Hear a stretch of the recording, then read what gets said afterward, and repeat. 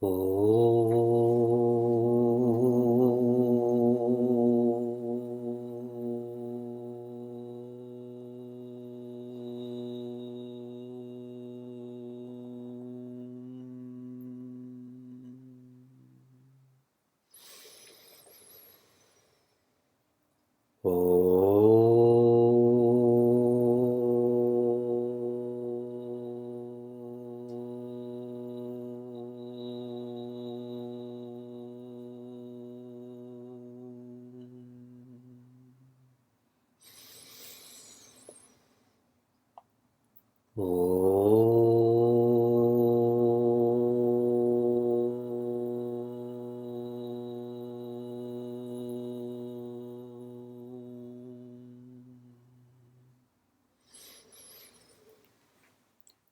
Om Vakratunda Mahakaya Suryakoti Samaprabha Nirvignam Kuru Me Deva Sarvakaryeshu Sarvada Saraswati Namastubhyam Varade Kamarupini Vidyarambham Karishyami Siddhir Bhavatu Me Sada Gurur Brahma Gurur Vishnu Gurur Devo Maheshwaraha Gurudeva Param Brahma Tasmai Shri Gurave Namaha. Narayana. Hari Om and greetings from Chicago. Last week, I left the Buffalo airport and I was taking a United flight to go to Chicago. And when you walk on the jet bridge, then they have posters for typically their own airline.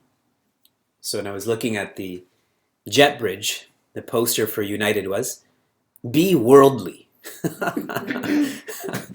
And I thought to myself, for the last 12 years I've been learning to be not worldly, and United's telling me to be worldly. Then I arrived in Chicago, and waiting for my, people in front of me to leave the plane. And I see someone wearing this shirt, and it says, "When you have a body like this, who needs hair?" So there was someone that was bald there, and he said, "With a body like this, who needs hair?" And today, I was leaving Iowa City to come back to Chicago, and it's early morning. We left at 6 o'clock, it's 6:30, the sun is slowly rising, and I see this illuminated billboard that says, "Keep calm, fries ahead." You see all of this advice that is being given to us by airlines, by people's clothing, by restaurants. We're so used to giving advice. True? We're so used to not following that advice, which really means we're keeping the vice. Good play on words? Yes? We're so habituated to giving advice and keeping the vice. Our course, our classes every evening, are an opportunity, are an experience to change why we breathe, why we think, from being worldly and focusing on the body and living for pleasure, to working for purity. All that we do should be an effort to become more and more and more pure. And the last verse we studied shared that. The upcoming verse shares that also. Keep checking yourself to feel if you're becoming more pure. And I've shared so many gauges of that. As a reminder, I'll share two different ones. You know you're living a life of purity when you're generally more cheerful. We've now been studying together for 2 months. How many of you feel you've become marginally more cheerful the last 2 months? How many of you become less cheerful the last 2 months? The more cheerful one is, that's with effort. This evolves to becoming content. Contentment is a feeling. Contentment is a vision. So keep checking yourself on this. In verse 7 of Upadesha Sara, Sri Ramana's showing the difference between uninterrupted focus and interrupted focus. And this reminds me of another worldly saying, which is, fake it till you make it. You've all heard that, fake it until you make it. The way I interpret fake it until you make it is try. Just try. And once you try, you will see that you can make it. But if you don't try, you will never make it. Correct? I keep trying to recruit more people to run our Cleveland Half Marathon next year. It's on September 28th. Whoa. And so many people share, but I've not run 4 miles. I've not run 10 miles. Just register. And the first time you run, it may take you 3 hours, then 2.5 hours, etc. All we do is difficult in the beginning, correct? There's not a single experience we have that is not difficult in the beginning. In the case of self-development, instead of focusing on that which is difficult, try to register that this is worthwhile. Self-development is worthwhile. It is worth waiting for. So much of what we experience in life is fast. Today when I spoke at the VA in Chicago, a thought that we were discussing, sometimes the medical system treats a patient in the short term, but not in the long term. So their strategy is short-term ease of pain instead of long-term, what we would call as sukha prapti, overall welfare. It's easier to focus on the short term.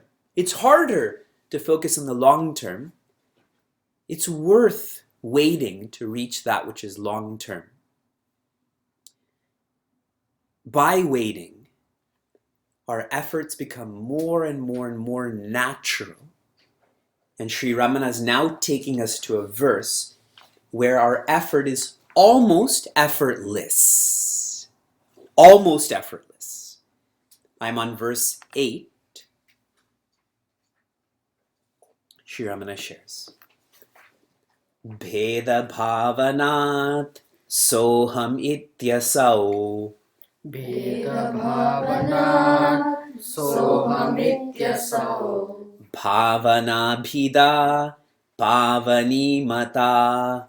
Bhavana vida pavani mata. Together.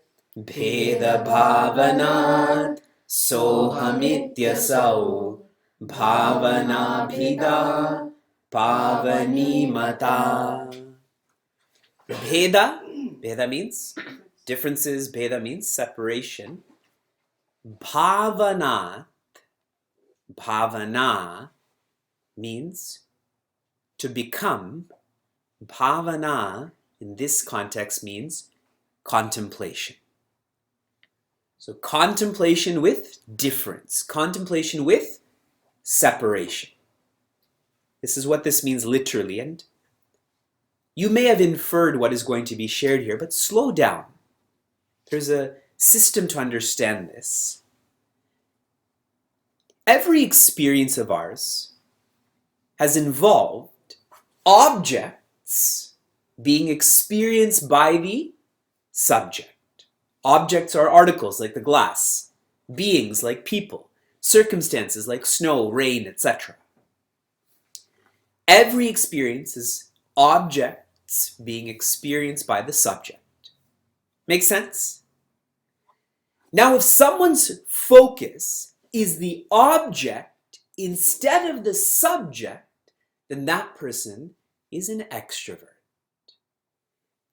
They are giving more reality to articles, beings, and circumstances than the awareness that is allowing one to know those articles, beings, and circumstances.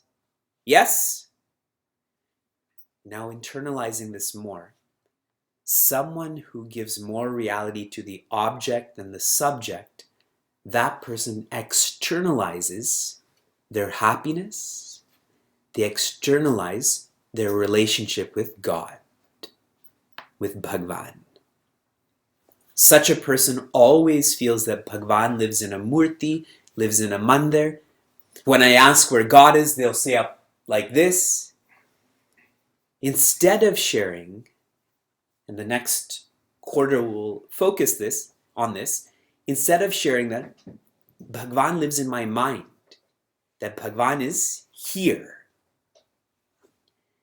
As long as one's relationship with God is externalized, there will be fear. There will be fear. That is the nature of difference or separation, is we're afraid. If someone puts their hand on your hand, there's fear there. That's not your hand. That person's hand is dirty. What are they doing right now? But if you put your hand on your hand, right, you don't even know that it's happening. It's so natural. Bhavanat, which means in comparison to contemplation with difference, soham ityasau, asau, the contemplation that is based on saha aham iti. In other words, saha means Bhagwan. Saha means Brahman. Aham, I am God. I am infinite. Iti asau, this contemplation. So more evolved, more deep than contemplation with difference is contemplation without difference. More than with separation is with unity. So let's focus on these words some. The word saha literally means he. But this he is with a capital H. So we're referring naturally to Bhagwan, to our Creator. For anyone who's studied Bhagavatam, studied Ramayana, the object here in these texts is our Creator. And you can't help but be drawn to the stories, the dialogues, the appearances of Lord Krishna, of Mother Lakshmi, of baby Ganesha. Every one of these stories, every one of these episodes is so captivating.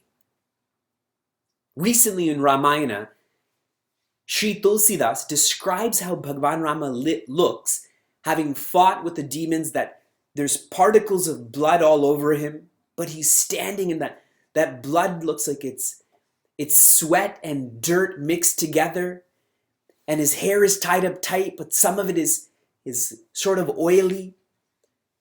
And as he's describing this, one's so in love with how he looks, but more so what he's done to look like that. So you see, this object, the object that is God, is so much more captivating than any other object. And when it's captivating, you don't externalize it, you internalize it. You start to feel part of that. You start to feel that presence. And the fulfillment of that is, He is me. I am He. That is contemplation with no separation. Soham hamsaha. Soham hamsaha. I am He, He am I. In the next quarter, this is shared in the same way, but we'll study this more elaborately. Abhida. Bhida is like khanda, that which is broken. Akhanda means unbroken. Again, bhavana. I shared with you that bhavana here means contemplation. Another English word for contemplation is identification. When you contemplate, what are you contemplating on? Whatever you're contemplating on, you start to identify with. Which is why I've shared in the Yoga Sutras, when you study the 8 facets of the vision or practice of yoga, the 4th is pranayama. Yamas are the don'ts, niyamas are the do's, asanas to bring balance to the body, pranayamas to bring balance to the breath. For those who engage in pranayama only, who concentrate on the breath, what do you start identifying with? The breath. And there's so much more to who you are, but all that's happening is there's a form of relaxation, and because I have so much stress in my life, I think relaxation is enlightenment. Comparably, it is enlightenment. But you have to take that contemplation from, even the breath is an object. In this case, even God is an object. But the best object. The best object. So contemplation is identification. And Sri Ramana is saying, stop identifying with separation. In the language of Bhagavad Gita, we tend to focus on creation, or contemplate or identify with creation. That's chapter 10. The evolution is chapter 11, where the contemplation is not on creation, it's on the Creator. Yes, all of that creation is shown in Bhagavan Krishna. And then the evolution of chapter 11 is chapter 12, where the focus is shifting from contemplating on the Creator to contemplating on consciousness. Where it's not that Lord Krishna is separate from me, Lord Krishna is me, I am Lord Krishna. What is the focus of chapter 12? Bhakti. Contemplation, devotion, identification, they're all synonyms. Yeah? And the example that Swami Tejomayananda will give, we tend to identify as waves. You're a wave, you're a girl wave, you're a boy wave. I'm an old wave, you're a young wave. You're an American wave, I'm a Canadian wave. So we identify, right? International waters is a different type of wave. So we're all of these waves. So that's the creation. But if there's waves, what else has to be there? Ocean. An ocean. And the ocean then becomes the Creator. And what's really interesting about this, if there's a creator, there has to be creation. If there's creation, there has to be a creator. That relationship is the dependent relationship. So really, God depends on you.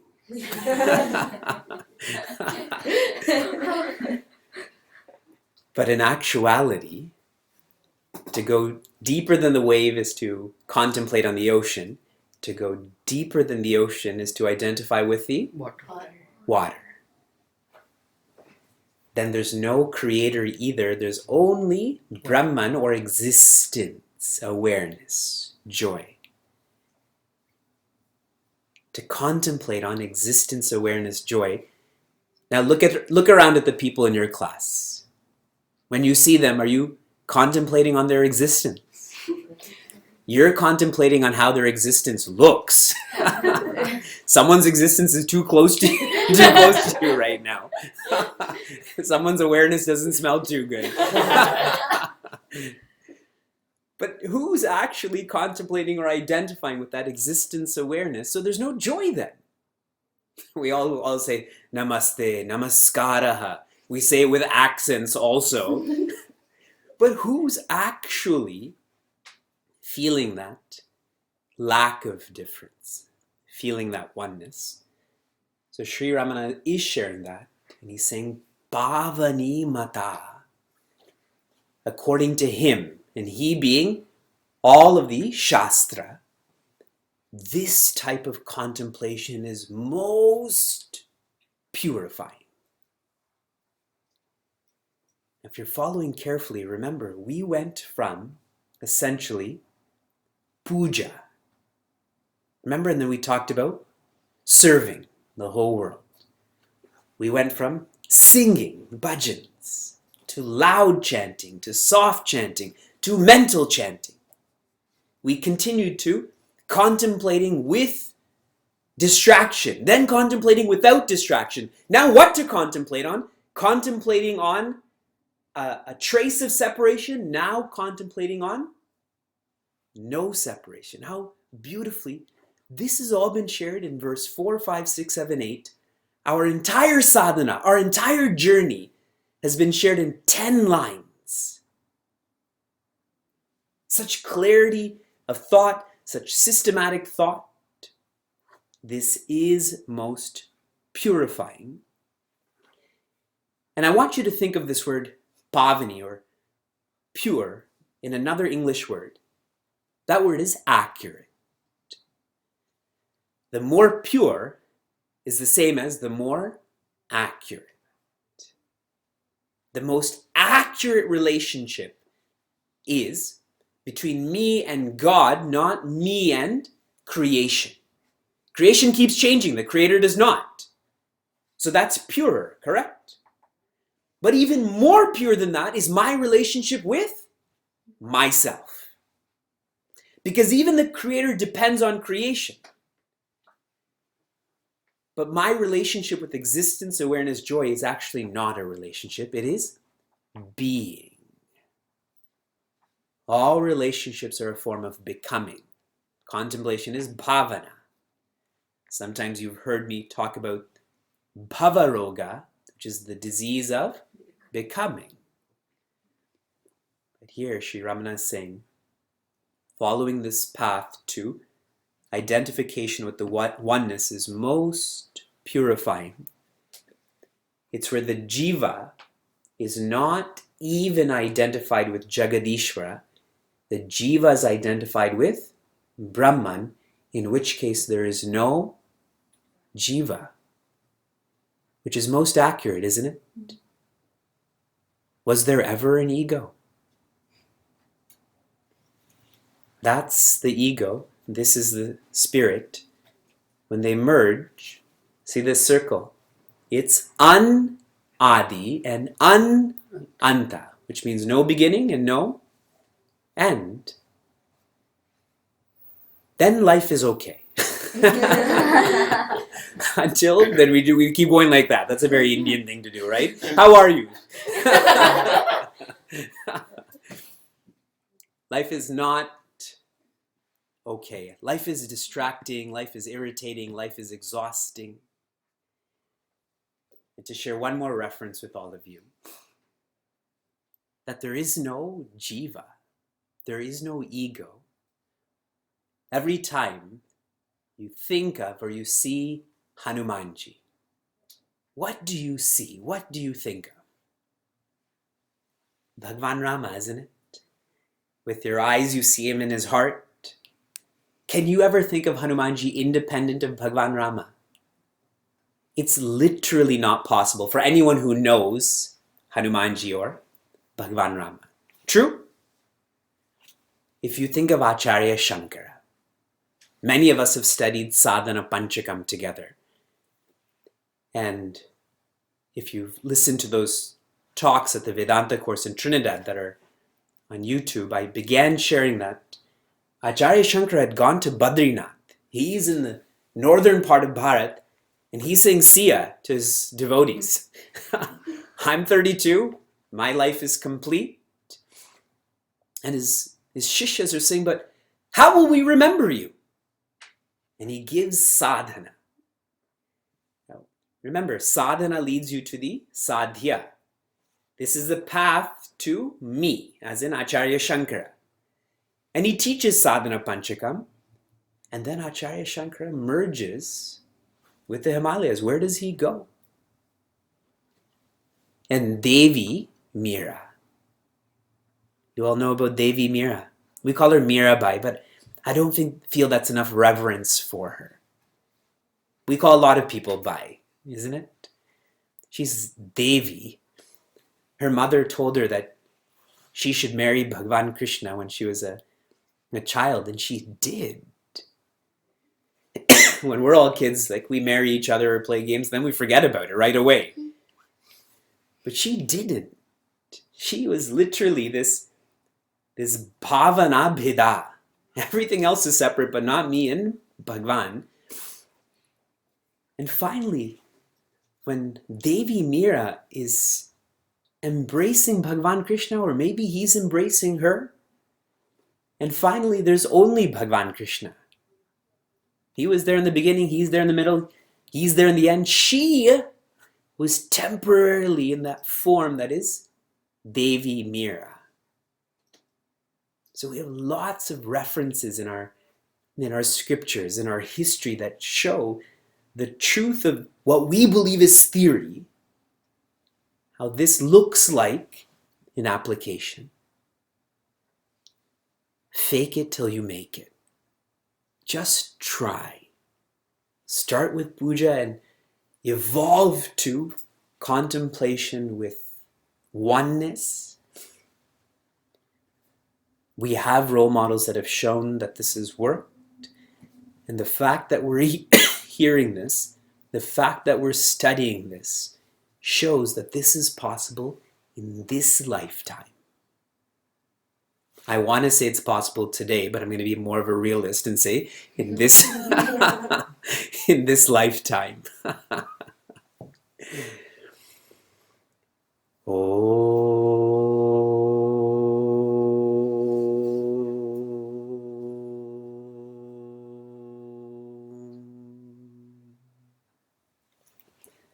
Narayan.